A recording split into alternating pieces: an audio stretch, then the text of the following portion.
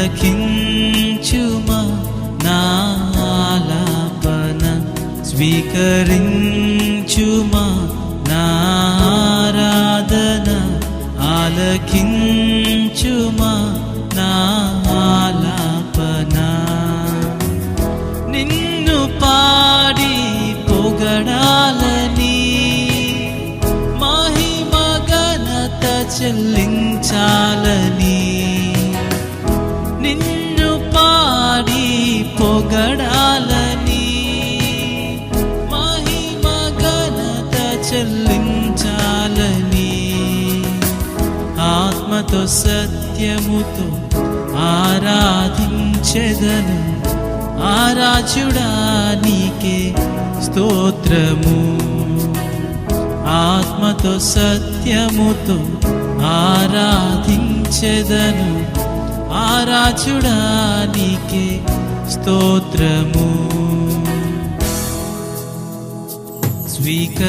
స్వీకరించుమా నా ఆరాధన ఆలకించుమా నా ఆలాపన స్వీకరించుమా నా ఆరాధన ఆలకించుమా నా ఆలాపన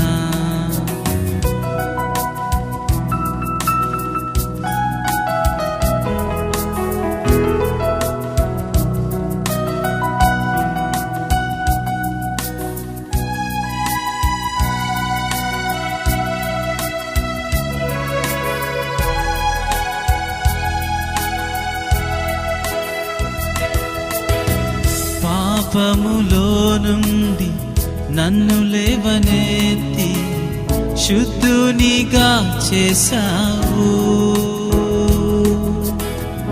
స్వార్థము లేని విలువైన ప్రేమను స్వేచ్ఛగా నాకిచ్చావు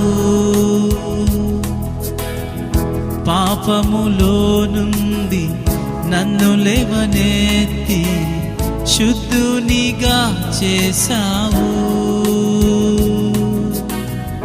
స్వార్థము లేని విలువైన ప్రేమను స్వేచ్ఛగా నాకిచ్చావు అపారమైన నీ కృపను చూపి ఆత్మశక్తితో బలపరచితివే అపారమైన నీ కృపను చూపి ఆత్మశక్తితో బలపరచితివే ఆత్మతో సత్యముతో ఆరాధించెదను ఆరాధ్యుడా నీకే స్తోత్రము ఆత్మతో సత్యముతో ఆరాధించెదను ఆరాధ్యుడా నీకే స్తోత్రము స్వీకరించుమా నా ఆరాధన ఆలకించుమా నా ఆలాపన స్వీకరించుమా నా ఆరాధన ఆలకించుమా నా ఆలాపన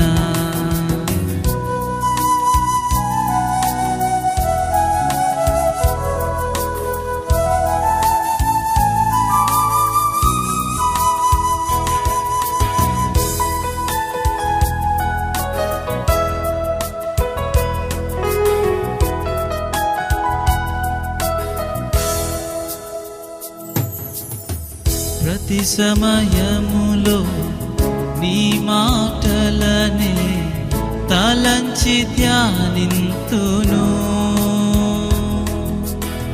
ప్రతి క్షణముననే నీ నామమునే స్మరించి కీర్తింతును ప్రతి సమయములో నీ మాటలనే తలంచి ధ్యానింతును ప్రతి క్షణముననే నీ నామమునే స్మరించి కీర్తింతును. పరిశుద్ధునిగానే నిలవాలని నిత్యము నిన్నే స్తుతించాలని, పరిశుద్ధునిగా నిలవాలని నిత్యము నిన్నే స్తుతించాలని.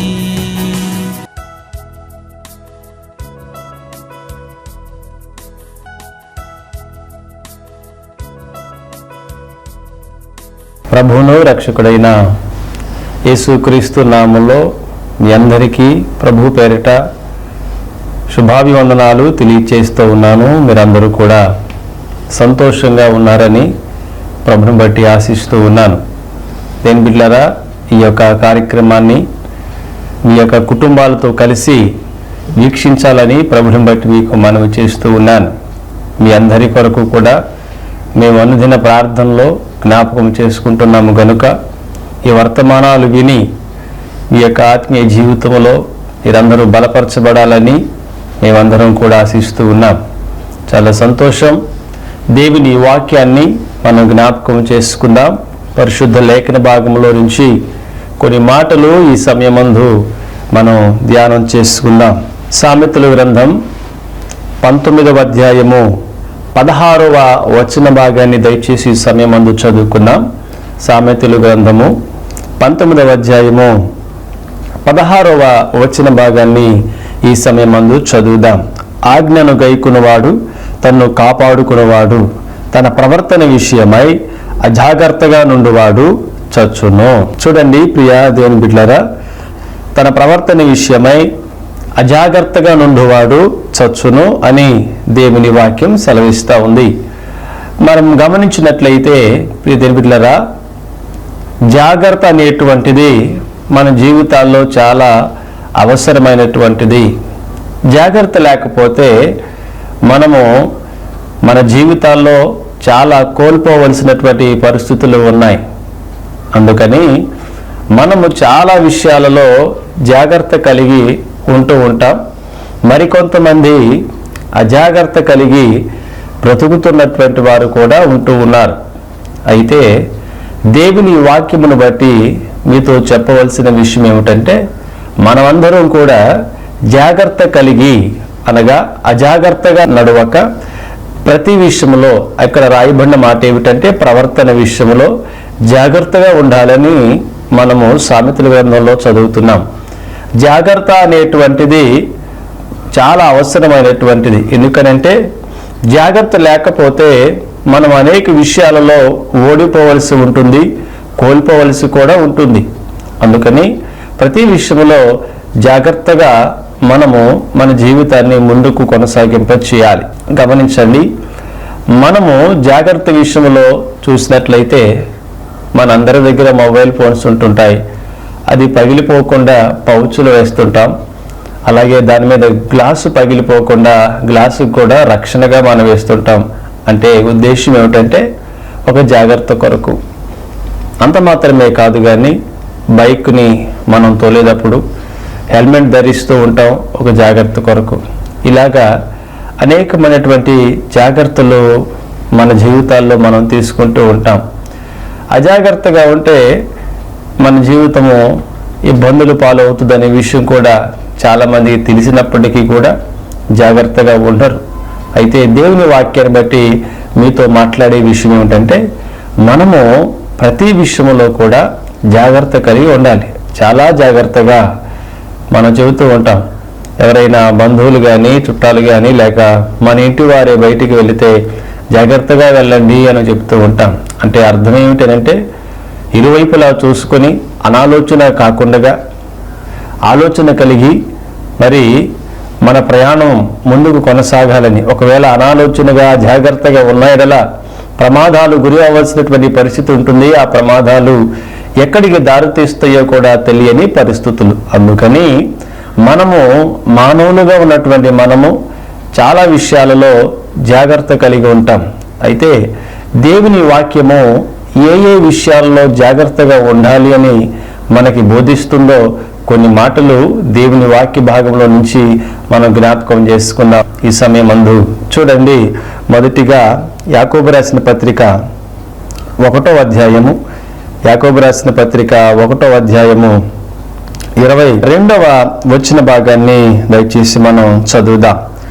మీరు వినువారు మాత్రమే ఉండి మిమ్మును మీరు మోసపుచ్చుకొనకుండా వాక్య ప్రకారం ప్రవర్తించువారినై ఉండుడి. ఎవడైనానో వాక్యమును వినివాడి ఉండి దాని ప్రకారం ప్రవర్తింపిన వాడైతే వాడు అద్దములో తన సహజ ముఖమును చూచుకుని మనుషుని పోలి ఉన్నాడు. దేని బిడ్డలారా గమనించండి, మొదటి విషయం ఏంటంటే వినుటలో జాగ్రత్తగా ఉండాలి. గమనించాలి, మనము వినేటువంటి విషయాల్లో చాలా జాగ్రత్తగా ఉండాలి. వినకపోతే ఏమవుతుంది, జాగ్రత్తగా వినకపోతే మనము ఏమవుతామనేటువంటి విషయాలు మనం జ్ఞాపకం చేసుకున్నట్లయితే, స్కూల్లో పిల్లలు టీచర్ పాఠాలు చెబుతుంటే చాలా జాగ్రత్తగా పాఠాలు వింటూ ఉంటారు. ఒకవేళ ఆ పాఠాలు గనక వారు జాగ్రత్తగా వినకపోతే వెనకబడిపోతుంటారు. వారికి ఆ లెసన్స్ ఏవి కూడా అర్థం కావు. బిడ్డలారా, వినే విషయంలో మనము జాగ్రత్తగా ఉండాలి. అంత మాత్రమే కాదు, దేవుని యొక్క మాటను మనం వినాలి. ఎప్పుడైతే దేవుని మాటను వింటామో, యాకోబు రాసిన పత్రికలో ఇక్కడ మనం చూసినట్లయితే ఆయన మాటను మనము వినాలని దేవుని వాక్యం సెలవిస్తుంది. వినుటలో జాగ్రత్తగా ఉండాలి. దేవుని మాటలను మనము తూచా తప్పగా పాటించాలి. దాని ప్రకారంగా ప్రవర్తించేటువంటి వారిగా మన జీవితాలు ఉండాలని దేవుని వాక్యం సెలవిస్తూ ఉంది. కనుక దేవుని మాటను మనం వినగలిగే వారంగా ఉంటూ ఉన్నామా అనే విషయాన్ని మనము పరిశీలన చేసుకోవాలి.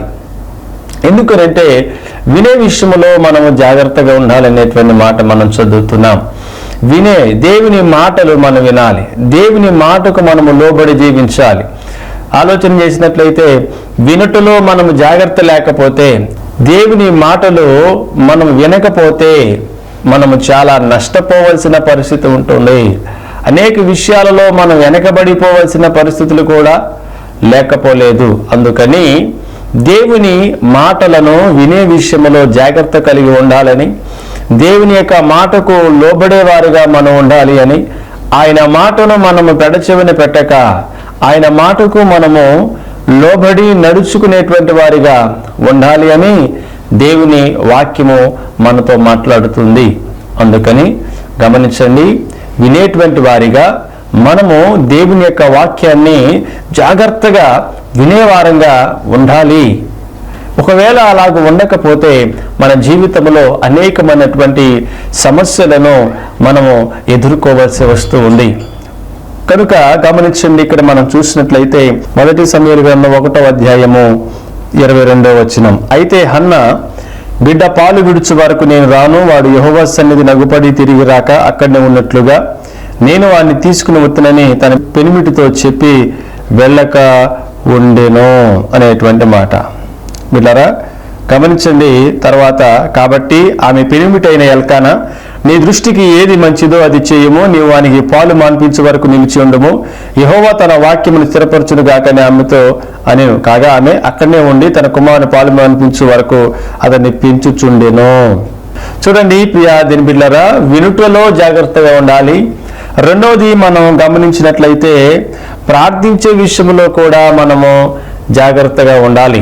ప్రార్థించే విషయంలో చాలా సందర్భాల్లో మనము ప్రార్థనలో వెనకడిగిపోతూ ఉంటాం. ఆయా పరిస్థితులను బట్టి, శరీర బలహీనతలు బట్టి, అలసటను బట్టి మనము ప్రార్థించుటలో అజాగ్రత్తగా ఉంటూ ఉంటాం. ఎప్పుడు కూడా ప్రార్థించే విషయంలో అజాగ్రత్తగా ఉండకూడదు.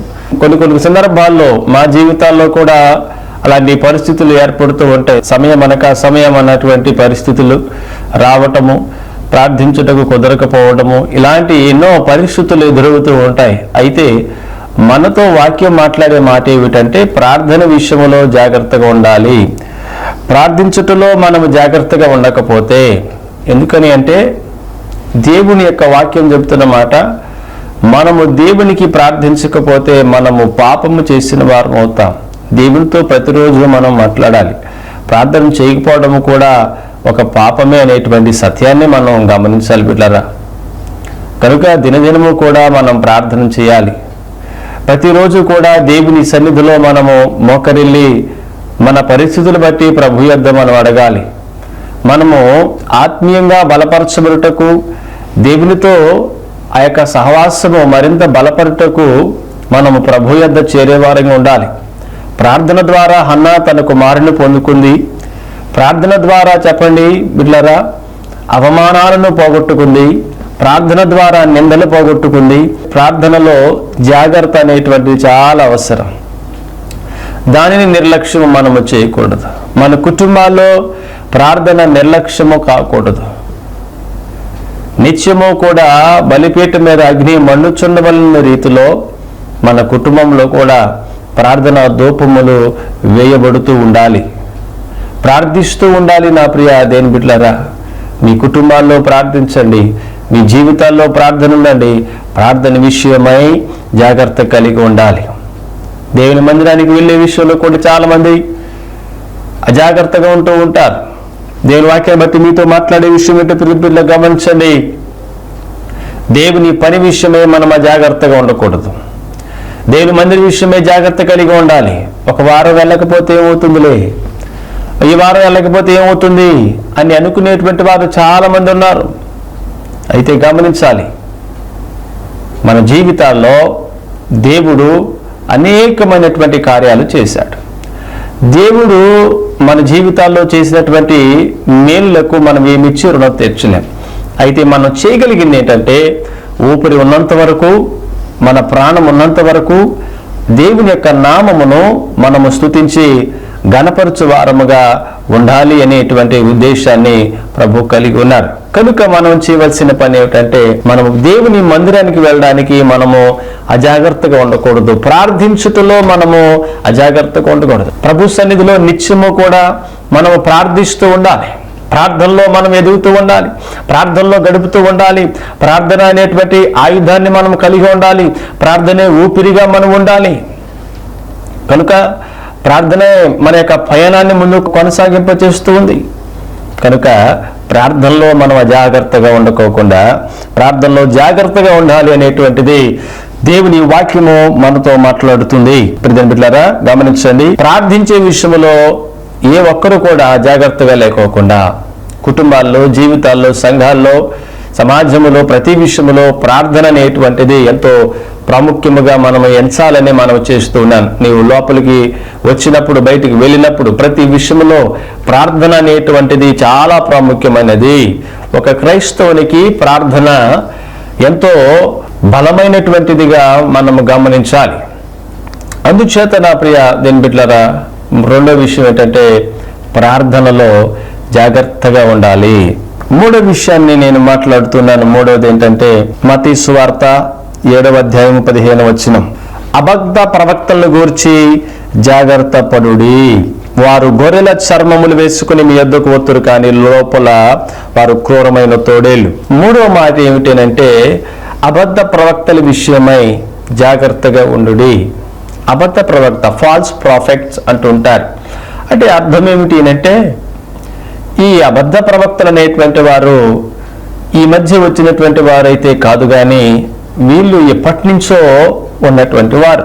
దేవుని యొక్క వాక్యమును వక్రీకరించి, దేవుని యొక్క మాటలను, వాటి యొక్క అర్థాలను మార్చి, వారికి అనుగుణమైనటువంటి అర్థాలలో వారు బోధిస్తూ అసత్యమైన, అబద్ధమైనటువంటి బోధ ఈనాడు అనేక మంది చేస్తూ ఉన్నారు. పిల్లరా గమనించండి, పరలోకానికి ఎంతమంది వెళ్తారు అనేటువంటిది దేవుని వాక్య భాగంలో రాయబడింది అనేటువంటి వారు కొంతమంది అబద్ధ ప్రవక్తలు ఉన్నారు. అంత మాత్రమే కాదు, యేసు ప్రభు వారిని మనం తండ్రి అంటున్నాము, తల్లి అనేటువంటిది కూడా ఉంది అని బోధించేటువంటి వారు కూడా సమాజంలో ఉన్నారు. దేవుని బిడ్డలారా, ఇలాగా దేవుని వాక్యాన్ని వక్రీకరించి బోధించేటువంటి వారు అనేక మంది ఉన్నారు ఈ లోకంలో. అబద్ధ ప్రవక్తలు వారు చేసేటువంటి పని ఏమిటంటే, ఏర్పరచబడినటువంటి వారు దేవుని యొక్క పనిలో కొనసాగుతున్నటువంటి వారిని అనేకమైనటువంటి ప్రశ్నలు అడిగి వారి యొక్క మార్గమును చెరిపివేయడం, వారిని ప్రక్కదోవ పట్టించడము వారు చేస్తున్నటువంటి పని. అయితే గమనించండి, అబద్ధ ప్రవక్తల విషయమై చాలా జాగ్రత్తగా ఉండాలి అనేది దేవుని యొక్క వాక్యం స్పష్టంగా మనతో మాట్లాడుతుంది. వారికి మంచినీళ్ళు కూడా అవసరం లేదు. ఎందుకనంటే వారు మరి దేవుని వాక్యానికి అనగా దేవుని యొక్క మాటలకు వ్యత్యాసముగా విరుద్ధంగా పనిచేస్తున్నటువంటి వారు అబద్ధికులకు జనకుడు అపవాది కనుక అబద్ధ ప్రవక్తలందరూ కూడా తయారవుతూ ఉన్నారు. ఇక మనం చూసినట్లయితే బిడ్డలారా, అబద్ధ ప్రవక్తల గురించి జాగ్రత్తగా ఉండాలనేటువంటి మాట. ఈ రోజున అనేక మంది సమాజంలో మనం చూసినట్లయితే ఎంతోమంది అబద్ధమైనటువంటి బోధలు చేస్తూ వాక్యాన్ని వక్రీకరిస్తూ ఉన్నవి లేనట్టుగా మరి భ్రమ చేస్తూ రకరకాలైనటువంటి విధి విధానాల్లో మనుషులు మరి అనేక మంది కొనసాగుతూ ఉన్నారు. వాక్యం చెప్తున్న మాట, ప్రియ దేవుని బిడ్డలారా, ఎంతో మంది మరి భూమిపైన ఉన్నారు. అబద్ధ ప్రవక్తల విషయమే జాగ్రత్తగా ఉండమని వాక్యము బహుస్పష్టంగా తెలియచేస్తా ఉంది. ఎందుకంటే గొర్రె చర్మము కప్పుకొని తోడేళ్ల స్వభావము కలిగినటువంటి వారు సమాజంలో సంఘాలలో ఉన్నారు. ఆ అబద్ధ ప్రవక్తల గురించి మనం జాగ్రత్తగా ఉండాలి. ఎందుకని అంటే మనం మోసపోతే పరలోకాన్ని కోల్పోతాం. వాడు మోసపుచ్చేటువంటి ఆత్మ కలిగిన వాడు కాబట్టి మనల్ని మోసపుచ్చితే మనం పరలోకాన్ని కోల్పోవలసి ఉంటుంది. అందుచేత బిడ్డలారా గమనించండి, అబద్ధ ప్రవక్తల గురించి జాగ్రత్తగా ఉండాలి. ఎవరైనా వచ్చి నీ దగ్గరకు వచ్చి వాక్యానికి విరుద్ధంగా గాని వ్యత్యాసంగా గాని ఉన్నది లేనివి గాని ఒకవేళ మాట్లాడినా మీ సంఘాల్లో ఇలా కాదు ఇలా చెప్తున్నారు, ఇది తప్పు ఇది రైటు అని ఒకవేళ ఎవరైనా బోధించినా మీరు ఏమాత్రము కూడా నమ్మవద్దనేటువంటి సత్యాన్ని ఈ సమయమందు మీకు జ్ఞాపకం చేస్తున్నాను. ఎందుకనంటే ఈ రోజున సమాజంలో అనేక మంది అబద్ధ ప్రవక్తలు బయలుదేరారు. అనేకమైనటువంటి జీవితాల్లో వారు పాడు చేస్తూ ఉన్నారు. అబద్ధ ప్రవక్తల విషయమై జాగ్రత్తగా ఉండాలి అని దేవుని వాక్యము బహుస్పష్టంగా తెలియచేస్తుంది. వారి మాటలు మనం వినవసరం లేదు. నేను మరలా చెప్తున్నాను, దేవుడు మనందరికీ కూడా దేవుని యొక్క పరిశుద్ధమైనటువంటి ఈ బైబిల్ గ్రంథాన్ని ఆయన మనకు ఒక ప్రామాణికంగా ఇచ్చారు. దానిని మనము చదివి క్షుణ్ణంగా మనము చదివి తెలుసుకుని బిడ్డలారా మీరు గమనించండి, దానిని ధ్యానించి మనము ఇంకేమైనా సందేహాలు మనలో ఉంటే మరి మోకరించి దేవుని సన్నిధిలో మనం ప్రార్థిస్తే దేవుడు సమాధానం ఇస్తాడు. ఒకవేళ నువ్వు ఏ సంఘానికైతే వెళ్తూ ఉన్నావో ఆ సంఘ కాపరిని నువ్వు అడిగినట్లయితే ఆ సంఘ కాపరి నీకు సమాధానాన్ని ఇస్తుంటాడు. అయ్యా పలానా వారు వచ్చి ఇలా బోధిస్తున్నారు, పలానా వారు ఇట్లు ఇలా చెబుతూ ఉన్నారు, ఇది తప్పు ఇది రైట్ అంటున్నారు, ఏమి చేయాలి అని నీ సేవకుని అడగాలి. ఎందుకనంటే సేవకుడు నీ కుటుంబం విషయంలో నీ జీవితంలో ఎంతో బాధ్యత కలిగిన వారు కనుక వారికి తెలియచేసి మనలను సన్మార్గంలో నడిపించేవారు కనుక మీ కుటుంబాలను సన్మార్గములు నడిపించేవారు కనుక వారి విషయంలో మనము మరి బాధ్యత కలిగిన వారిగా విషయాలు తెలియచేయాలి. అయితే మాత్రమే కాదు ఇలా అబద్ధ ప్రవక్తల విషయమై జాగ్రత్తగా లేకపోతే మనల్ని మనం మోసపుచ్చుకునేటువంటి పరిస్థితులు ఉంటాయని ప్రభుని బట్టి మీకు మనవి చేస్తూ ఉన్నాను. అందుచేత ప్రియాదిని బిడ్డలారా గమనించండి, మన జీవితాల్లో అబద్ధ ప్రవక్తల విషయమై మనము జాగ్రత్త కలిగి ఉండవలసినటువంటి అవసరం ఉంది. ఏర్పరచబడిన వారు సైతం మోసపుచ్చేటువంటి వారు ఈ భూమిపైన అనేక మంది ఉన్నారు కనుక వారి విషయమై మనము జాగ్రత్త కలిగి ఉండాలని ప్రభుని బట్టి మీకు మనం చేస్తున్నాను. 3 విషయాలు నేను మీకు జ్ఞాపకం ఉంచాను. వినుటలో మనము జాగ్రత్తగా ఉండాలి, ప్రార్థించుటలో జాగ్రత్తగా ఉండాలి, మూడవదిగా అబద్ధ ప్రవక్తల గురించి మనము జాగ్రత్తగా ఉండాలి. 4వదిగా మనం జ్ఞాపకం చేసుకున్నట్లయితే లూకా రాసిన సువార్త 21వ అధ్యాయం 34వ వచనాన్ని నేను చదువుతున్నాను చూడండి. మీ హృదయములో ఒకవేళ తిండి వలనను మత్తు వలనను ఐహిక విచారం వలనను మందముగా ఉన్నందున ఆ దినము అకస్మాత్తుగా మీ మీదకి ఊరి వచ్చినట్టు రాకుండా మీ విషయమై మీరు జాగ్రత్తగా ఉండుడి. ప్రియమైన బిడ్డలారా, 4వ విషయం ఏమిటంటే మనము గమనించినట్లయితే ఐహిక విషయాలలో మనము జాగ్రత్తగా ఉండాలి. మన హృదయం ఐహిక విచారముతో జాగ్రత్తగా ఉండాలి. తిండి వలనైనను మత్తు వలనైనను ఐహిక విచారం వలనను మందంగా ఉన్నందున చూడండి, మన జీవితాల్లో ఐహిక విషయాలను బట్టి మనము జాగ్రత్తగా ఉండాలి. తిండి వల్ల కానీ మత్తు వల్ల కానీ దేని విషయంలో కూడా అజాగ్రత్తగా మనం ఉండకూడదు. ఎందుకని అంటే గమనించండి, దేవుని యొక్క రాకడ ఎప్పుడు వస్తుందో మనకు తెలియదు కాబట్టి మనం అజాగ్రత్తగా వండుకోకుండా ఉరి వచ్చినట్లుగా రాకోకుండా మీ విషయమై అకస్మాత్తుగా అంటున్నాడు, మీ విషయమై జాగ్రత్తగా ఉండండి అని దేవుని వాక్యము మనకి బోధిస్తూ ఉంది. కనుక మీ హృదయంలో ఒకవేళ తిండి వలనను మత్తు వలనను ఐహిక విచారం వలన మందంగా ఉన్నందున ఆ దినం అకస్మాత్తుగా, కనుక మన జీవితాల్లో దేని బట్టి కూడా మనము చింతించుకోకుండా మరి ఐహిక విషయాలలో కూడా మనము ప్రతి విషయంలో జాగ్రత్తగా ఉండాలి. తిండి వల్ల కానీ దేని విషయంలో కూడా మనము వాటి మీద మనసు ఉంచక దేవుని యొక్క రాక విషయంలో మరి మనము జాగ్రత్తగా ఉండాలి. ఎందుకంటే తిండి వలన జ్యేష్ఠత్వ హక్కును కోల్పోయినటువంటి వారు ఏశావు లాంటి వారు ఎందరో ఉన్నారు. కనుక అలాగూ కాకుండా మనము ఏశావు వంటి వారిగా మనం వండుకోకుండా మన జీవితాలు మనము జాగ్రత్త చేసుకోవాలి. మందముగా అంటే చాలా మంది జీవితాలు మరి మందకోడిగా ఉంటుంది. ప్రార్థించేటువంటి మనసు లేక, భక్తి చేసేటువంటి విధానం లేక, మందిరానికి వెళ్ళేటువంటి విధానం లేక అనేక మంది జీవితాలు అలాగూ తయారవుతూ ఉన్నాయి. అందుకని మీరు గమనించినట్లయితే మన జీవితాల్లో వాటి విషయమై జాగ్రత్తగా ఉండాలని ప్రభుని బట్టి మీకు మనము చేస్తూ ఉన్నాను. బిళ్ళరా 4 విషయాలు మీకు జ్ఞాపకం చేశాను. 1, వినుటలో జాగ్రత్తగా ఉండాలి, ప్రార్థించుటలో జాగ్రత్తగా ఉండాలి. 3వది అబద్ధ ప్రవక్తల గురించి జాగ్రత్తగా ఉండాలి. 4వది ఐహిక విషయాలలో జాగ్రత్తగా ఉండాలని మనం జ్ఞాపకం చేసుకున్నాం.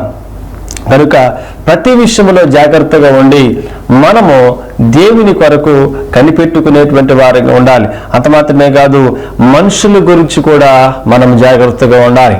ఎందుకనంటే బిడ్డలారా గమనించండి, మనుషుల విషయమే మనం ఎందుకు జాగ్రత్త ఉండాలంటే మనుషులు మనలను మోసం చేసేటువంటి వారిగా ఉన్నారు, మనుషులు మనల్ని మభ్యపెట్టేటువంటి వారిగా ఉన్నారు. కనుక మనం చేయవలసిన విషయం ఏమిటంటే బిడ్డలారా మనుషుల విషయాల్లో కూడా మనం జాగ్రత్తగా ఉండాలి. అన్ని విషయాల్లో జాగ్రత్తగా ఉండి మన విశ్వాస జీవితాన్ని జాగ్రత్తగా మనం కాపాడుకున్నట్లయితే మన విశ్వాస జీవితంలో ముందు కొనసాగడానికి, ప్రభు రాజ్యములో మనము పాలిభాగస్తులు అవ్వడానికి ప్రభు సహాయము మనకు అనుగ్రహింపజేస్తారు. కనుక మనం మన జీవితాల్లో అన్ని విషయాల్లో జాగ్రత్తగా ఉండి, వినే విషయంలో జాగ్రత్తగా, ప్రార్థించే విషయంలో జాగ్రత్తగా, అబద్ధ ప్రవక్తల విషయంలో జాగ్రత్తగా ఉండి, ఐహిక విషయంలో జాగ్రత్తగా మనం ఉన్నప్పుడు మన కుటుంబాలు, మన జీవితము ఎంతో దివ్యంగా ఉంటుంది.